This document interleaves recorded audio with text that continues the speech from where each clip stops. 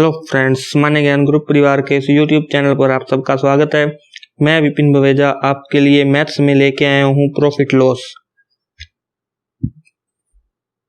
तो देखिए, जैसा कि आपको पता है, हमने पहला जो बेसिक कॉन्सेप्ट था उसका पार्ट 1 कर लिया है। आज अपने बेसिक कॉन्सेप्ट का पार्ट 2 करने जा रहे हैं। तो वीडियो को लास्ट तक जरूर देखें और वीडियो अच्छी लगी हो तो लाइक करें और शेयर करना मत भूलें। जिन्होंने चैनल अब तक सब्सक्राइब नहीं किया वो चैनल को जरूर सब्सक्राइब करें।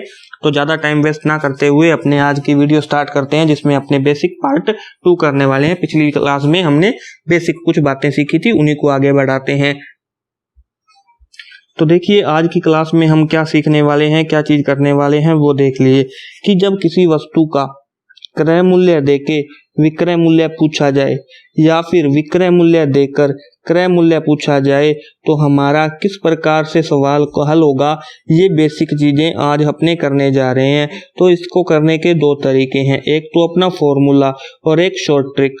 तो अगर आप अपने फॉर्मूले से करोगे तो भी सवाल हो जाएगा और शॉर्ट ट्रिक से करोगे तो भी सवाल हो जाएगा, इसमें कोई दिक्कत नहीं है। आपको मैं एक सवाल दोनों तरीकों से बताऊंगा और बाद में अपने शॉर्ट ट्रिक के तरीके से ही हल करेंगे। तो देखिए क्या चीज है फॉर्मूला और क्या शॉर्ट ट्रिक है। तो देखिए, पहली चीज फॉर्मूला। अगर हमें विक्रय मूल्य ज्ञात करना है तो जो क्रय मूल्य दिया हुआ है उसके बटे में लगाएंगे 100 और मल्टीप्लाई करेंगे 100 प्लस माइनस प्रॉफिट लॉस। यहाँ देखो, जो प्लस है वो प्रॉफिट के लिए आएगा और माइनस है वो किसके लिए आएगा, लॉस के लिए, यानी हानि के लिए। ऐसे ही अगर क्रय मूल्य ज्ञात करना है कब, जब विक्रय मूल्य दिया हो, तो विक्रय मूल्य के बटे में ये जो चीज आएगी ब्रैकेट में 100 प्लस माइनस प्रॉफिट लॉस, और वो 100 कहाँ जाएगा, वो जाएगा मल्टीपल में। ठीक है, ये दो फॉर्मूले हैं जो हमारे काम आएंगे। अगर आप फॉर्मूले से करते हो तो मेरी मानो फॉर्मूलों की जरूरत नहीं पड़ेगी। फॉर्मूला जो हमने कल कर लिया वही एक काफी है, इसके अलावा ज्यादा फॉर्मूले रटने से कोई फायदा नहीं है। इतनी बड़ी मैथ है, कितने फॉर्मूले रटोगे।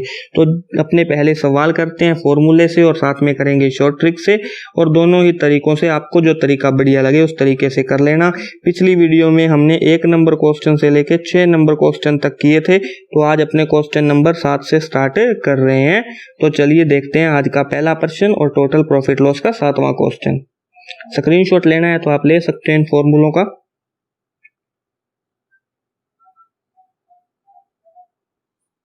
तो देखिए आज का सवाल बोल रहा है किसी वस्तु को 160 रुपए में बेचने पर 20% की हानि होती है, वस्तु का क्रय मूल्य बताइए।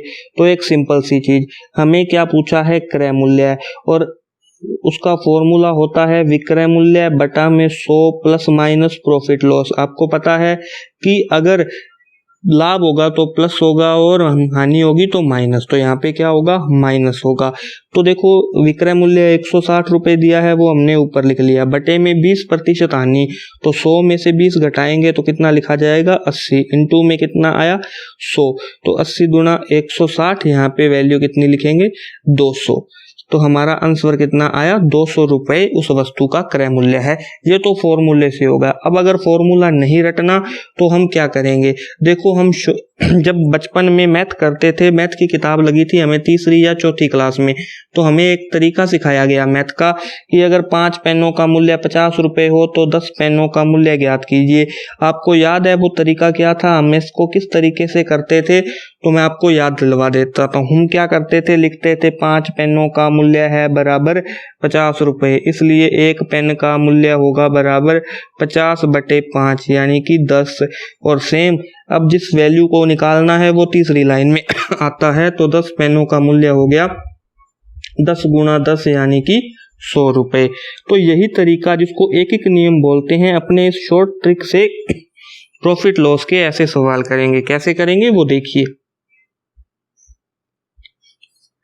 तो देखिए हमें क्या करना है, देखो हमारे पास 3 चीजें हैं। एक तो हमें जो क्रय मूल्य दिया गया होता है या विक्रय मूल्य दिया गया होता है, और दूसरा होता है लाभ या हानि। इस सवाल में हानि है तो हम लॉस लिखेंगे। यहाँ मैं 2 खाने बना रहा हूँ, एक जो अपने मानेंगे वैल्यू और दूसरा जो वास्तविक होगी सवाल में दे रखी होगी। तो यहाँ पे हमने 2 खाने बना लिए बहुत अच्छे तरीके से, उसी तरीके से देखेंगे। तो एक चीज निश्चित है, क्रय मूल्य हमेशा 100 मानना है। कब? जब ये वैल्यू परसेंटेज वाली, लाभ या हानि वाली जो ये दे रखी है ये पूरी हो, 10, 20, 30 बटे में ना हो, पॉइंटों में ना हो। बटे में और पॉइंटों में अब जब होगी तो तरीका हम अलग लगाएंगे, वो मैं आपको बाद में बताऊंगा। पहले अपने ये करते हैं। तो देखो यहाँ पे क्या सिस्टम है, क्रय मूल्य को हमने मान लिया 100। अब अगर लाभ लिखा है तो हम क्रय मूल्य में जोड़ देंगे और हानि लिखी है तो घटा देंगे। देखो मान लो सिंपल सी चीज है, हमने वस्तु कितने में खरीदी, क्रय मूल्य 100, 20 की हानि हो गई। तो आप खुद समझदार हो कि 100 रुपए में वस्तु खरीदी है, 20 की हानि होगी तो वस्तु कितने में बिकी, आप कहोगे सर 80 में बिकी। ये वैल्यू हम हमेशा 100 मान के निकालेंगे। 100 हमेशा किसको मानना है, क्रय मूल्य को। देखो दोबारा अपने देखते हैं साइड में कुछ चीजें कि अगर क्रय मूल्य 100 है, मान लो मैं बोल देता हूँ यहाँ 20% हानि की जगह 10% हानि होती तो अपने यहाँ पे वैल्यू एसपी कितना आता, 90। वहीं अगर 10% लाभ होता तो विक्रय मूल्य कितना आता, 110। बस इस तरीके से हमें ध्यान रखना है, हानि है तो घटा देंगे, लाभ है तो जोड़ देंगे, क्रय मूल्य हमेशा 100 मानना है। तो देखो ये 3 वैल्यू हमारे पास है। अब वास्तविक वैल्यू सवाल में है, तो जो वास्तविक वैल्यू है वो विक्रय मूल्य 160 दिया है और क्रय मूल्य हमसे पूछा है। तो देखो हमारे 80 के सामने कितनी वैल्यू आई, 160, और 100 के सामने कितनी है वो हमें ज्ञात करनी है। बस उन्हीं 3 लाइनों का हम यूज करेंगे। तो देखो कैसे, अब 80 की वैल्यू हमें दे रखी है 160, तो हम लिखेंगे 80 बराबर 160। फिर आप याद करो किसकी वैल्यू निकालनी है, 1 की, तो हम लिखेंगे 160 बटे में 80, कट कटा के वैल्यू कितनी आएगी, 2। हमसे जो पूछा है वो वैल्यू तीसरी लाइन में लिखेंगे। क्रय मूल्य पूछा है तो हमने क्रय मूल्य क्या मानना था, 100, तो यहाँ 2 को 100 से गुना करेंगे, कितना आएगा, 200। बहुत ही बढ़िया तरीका है, आसान तरीका है। नेक्स्ट सवाल के लिए आपको 15 से 20 सेकंड मिलेंगे, आपको जल्दी जल्दी आंसर बताना है। तो चलो ज्यादा टाइम वेस्ट ना करते हुए सवाल निकालते हैं नेक्स्ट। तो ये लीजिए आपकी स्क्रीन पे सवाल आ चुका है, जल्दी से जल्दी फटाफट आंसर बता दीजिए, देखते हैं कितने लोगों का सही आता है।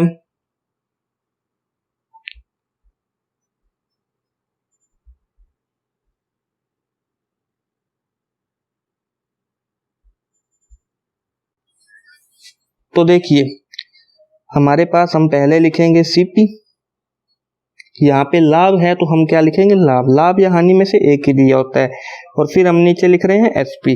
तो क्रय मूल्य को हम क्या मानेंगे, 100। सवाल में लाभ दिया है 25, तो देखो लाभ जुड़ेगा तो विक्रय मूल्य कितना हो जाएगा, 125। ये वो वैल्यू है जो हमने मानी है।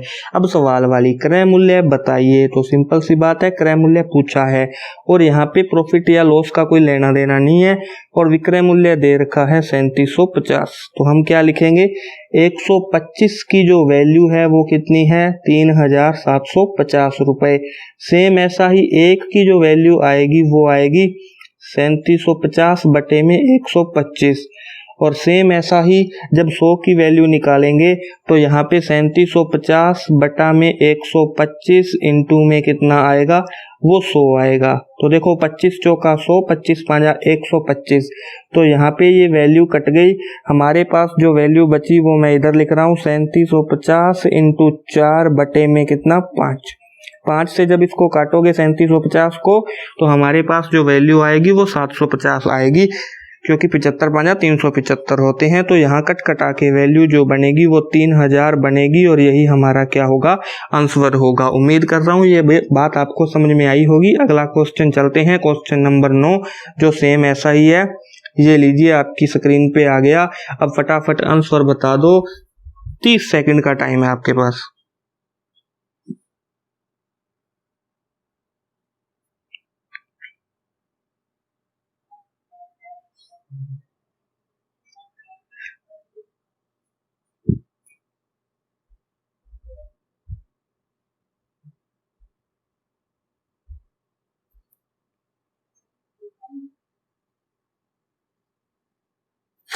तो चलिए देखते हैं।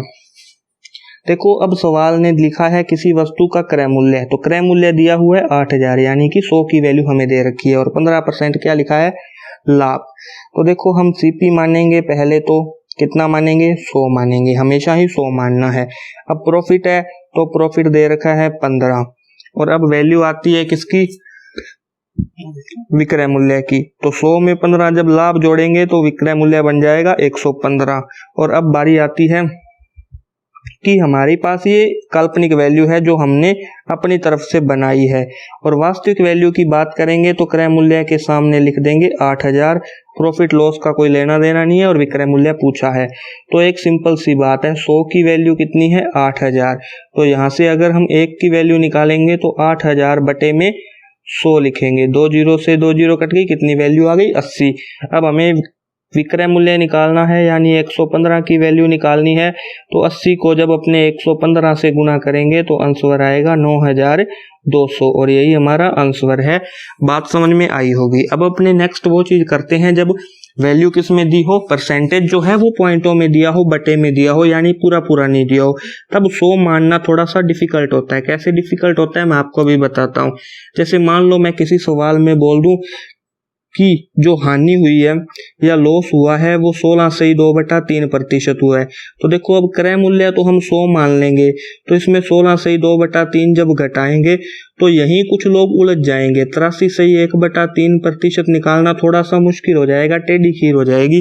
क्यों? क्योंकि हम जो है वो बटा वाले पुराने तरीके लेके बैठे हैं घटाने वाले, तो उस तरीकों से हम जल्दी से नहीं निकाल पाते और फिर इसकी वैल्यू रखना, हल करना थोड़ा सा मुश्किल है। तो हम क्या करेंगे वो देखते हैं और फिर अपने उस तरह के 2-3 सवाल भी करेंगे।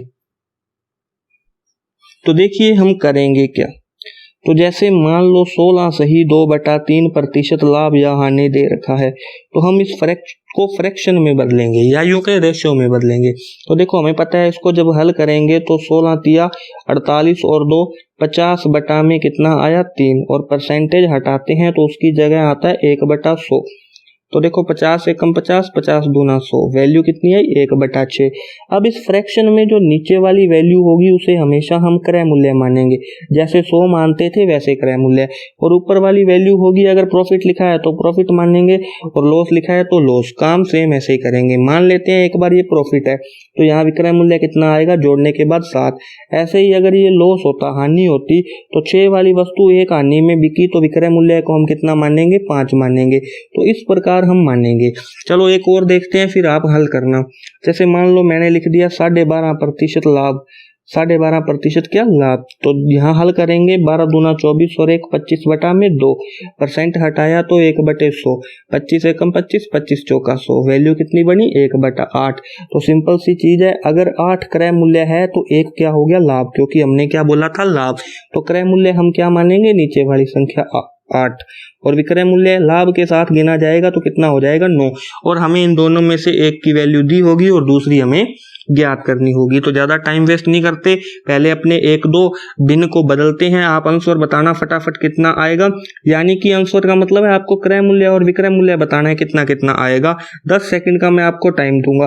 तो मैं पहली संख्या जो लिखने जा रहा हूं वो ये है आपकी स्क्रीन पे, देखिए 3 सही 1/3% लॉस हानि, 3 सही 1/3% क्या लिख दिया मैंने हानि। तो फटाफट क्रय मूल्य और विक्रय मूल्य बताइए कितना आएगा, थोड़ा सा टाइम है आपके पास, जल्दी जल्दी। जितने सारे लोग बैठे हैं सबके सब आंसर नहीं बता रहे हैं, ये गलत बात है। जितने लोग वीडियो देख रहे हैं सबको पेन कॉपी अपने साथ रखना चाहिए, खास करके मैथ और रीजनिंग की क्लास में, जिसमें आपका मनोबल बढ़ेगा जैसे जैसे आप सवाल करोगे। तो चलो देखते हैं, इसको जब हल करेंगे 3 तिया 9 और 1 10, तो हम इसको लिखेंगे 10/3 और परसेंट हटाने के लिए 1/100। तो देखो 0 से 0 कट गई, यहाँ पे वैल्यू कितनी आई 1/30। तो नीचे वाली संख्या तो हमेशा क्रय मूल्य ही रहेगी, तो क्रय मूल्य को हम क्या मानेंगे 30, क्योंकि हानि हो रही है तो 30 वाली वस्तु 1 रुपए हानि, क्योंकि ऊपर वाला मान हानि होगा तो यहाँ कितने में बिकेगी 29 में। चलो फटाफट एक और करते हैं, देखते हैं आप में से अब कौन सवाल का फटाफट जवाब देगा। अब की बार जो फ्रैक्शन लिख रहा हूँ वो मैं 6 सही 1/4% लाभ प्रॉफिट लिख रहा हूँ, 6 सही 1/4% लाभ। फटाफट आंसर बताइए कि विक्रय मूल्य को क्या मानेंगे और क्रय मूल्य को क्या मानेंगे। देखिए ये एक बार मुश्किल लगता है, जब आपके हाथ में चढ़ जाएगा, जब आप बार बार इसकी प्रैक्टिस करोगे तो आपके लिए ये चीजें बहुत आसान हो जाएंगी। क्योंकि जब हम देखो क्रय मूल्य 100 मानेंगे और विक्रय मूल्य 106 से 1/4 मानेंगे तो इसको आगे सोल्व करना बहुत टेढ़ा हो जाएगा, बहुत ज्यादा टाइम लग जाएगा। और याद रखिए हमें कंपटीशन में यही तो काम करना है, कम से कम समय में शीघ्रता से, शुद्धता से, सरलता से काम करना है। तो ये एक सरल तरीका है। तो चलो देखते हैं, 6 से 1/4% हमने लिखा था, इसको हल करेंगे 6 चौका 24 और 1 25/4। अब 25/4 को मल्टीप्लाई किससे करेंगे, 1/100 से। 25 चौका 100, वैल्यू आई 1/16। तो यहाँ क्रय मूल्य हो गया 16, और क्योंकि लाभ लिखा है तो ऊपर वाला 1 जुड़ जाएगा, विक्रय मूल्य कितना होगा, 17। उम्मीद कर रहा हूँ आपको ये चीजें समझ में आ गई होंगी। अब सवाल करते हैं तो और अच्छी तरीके से समझ में आ जाएगा। तो चलते हैं सवाल की ओर, यानी आज का सवाल नंबर 4 और टोटल सवाल नंबर 10। तो ये लीजिए सवाल आपकी स्क्रीन पे है, फटाफट करने की कोशिश करो, देखते हैं आप में से कितने लोग करते हैं। 30 सेकंड का समय है आपके पास।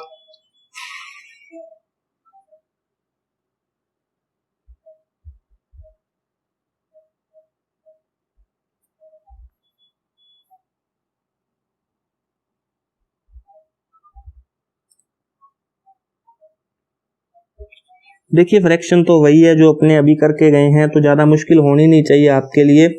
देखो फ्रैक्शन क्या है, 16 सही 2/3। तो हमने अभी देखा था इसकी वैल्यू 1/6 आती है। वैसे भी आप अगर फ्रैक्शन की वैल्यू याद कर लेंगे, कुछ मैं बेसिक फ्रैक्शन जाते समय आपको लिखवा दूंगा लास्ट में वीडियो में, जो हमेशा आती रहती है पेपर में, आपके लिए आसान हो जाएगा। तो देखो 16 सही 2/3, 16 तिया 48 और 2 कितना आया, 50/3। और जब इसको 1/100 से हम हल करेंगे तो यहाँ वैल्यू आएगी वो 1/6 आएगी। यानी हमें जो क्रय मूल्य मानना है वो 6 मानना है, और विक्रय मूल्य, क्योंकि बात आने की हो रही है इसलिए ऊपर वाला 1 है वो घटाएंगे, तो विक्रय मूल्य कितना हो गया, 5। और हमें इसकी विक्रय मूल्य की वैल्यू ही 1250 दे रखी है, 1250। तो 5 की वैल्यू अगर 1250 है तो 1 की वैल्यू कितनी आएगी, तो इस 1250 को 5 से भाग करेंगे तो हमारा आंसर आएगा 250। 1 का मान 250 है, क्रय मूल्य पूछा है जिसका मान कितना है हमारे हिसाब से 6। तो अगर 1 की वैल्यू 250 है तो 6 को 250 से गुना करेंगे तो हमारा आंसर आएगा 1500, और यही हमारा आंसर होगा। चलते हैं नेक्स्ट क्वेश्चन की ओर, जो इस तरह का ये एक और क्वेश्चन है, बढ़िया क्वेश्चन है। तो ये लीजिए आपकी स्क्रीन पे आ गया, 209 रुपए में किसी वस्तु को बेचने पे 37 सही 1/2% का लाभ होता है। बताइए वस्तु को कितने में खरीदा गया। देखते हैं आप में से कितने लोग इसका आंसर बताते हैं और कितने लोग छोड़ते हैं।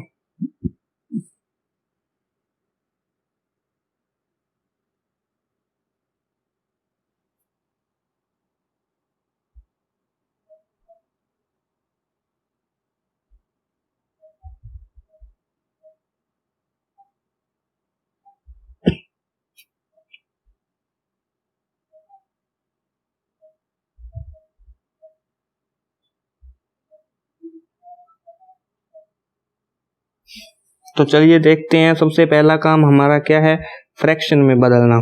तो 37 सही 1/2%, 37 दूना 74, 74 और 1 75, 75/2। और जब 1/100 से गुना करेंगे तो 25 तिया 75, 25 चौका 100, वैल्यू आई 3/8। यानी जो हमारा क्रय मूल्य है वो हमें 8 मानना है। तो विक्रय मूल्य क्या मानेंगे, क्योंकि लाभ की बात हो रही है तो विक्रय मूल्य में लाभ जुड़ता है, इस हिसाब से विक्रय मूल्य हो गया 11। दोनों में से एक वैल्यू दे रखी है, दूसरी हमें ज्ञात करनी है। मैं इसको साफ कर रहा हूं। तो देखो क्रय मूल्य 8, विक्रय मूल्य 11 याद रखना।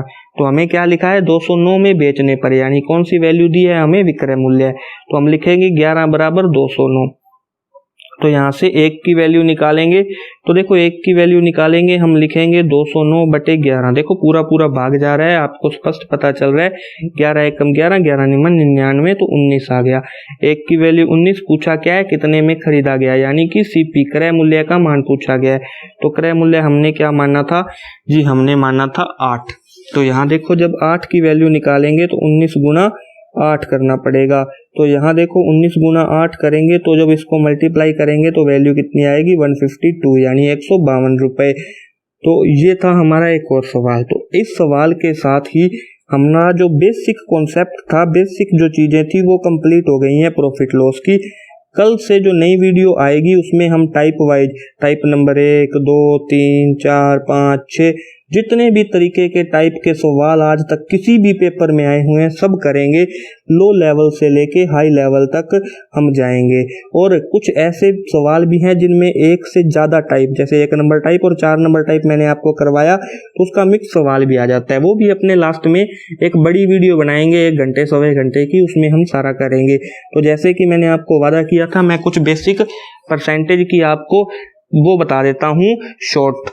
तो देखो जो पहली परसेंटेज वैल्यू हमें मिलती है वो मिलती है 33,1/3%। इसको जब हल करते हैं तो फ्रैक्शन वैल्यू इसकी आती है 1/3। ठीक है, दूसरी वैल्यू जो आती है वो 16,2/3%, वो होती है 1/6। 14,2/7 ये सबसे ज्यादा पूछी जाती है, इसका मान होता है 1/7। ऐसे ही 12.5%, 12,1/2%, इसकी वैल्यू होती है वो 1/8। 11,1/9% पूछी जाती है, इसकी होती है 1/9। और लास्ट 9,1/11%, जिसका मान होता है 1/11। ये सबसे ज्यादा पूछी जाती है। स्क्रीनशॉट लेना चाहते हो तो आप वो भी ले सकते हो, क्योंकि ये चीजें आपके काम में आएंगी। परसेंटेज टॉपिक में आप लोगों ने सीखी भी होंगी, तो ये भी आप ध्यान रख लेना। अगली वीडियो के लिए हमारे साथ बने रहना। तब तक के लिए धन्यवाद। फिर मिलेंगे। जय हिंद, जय भारत।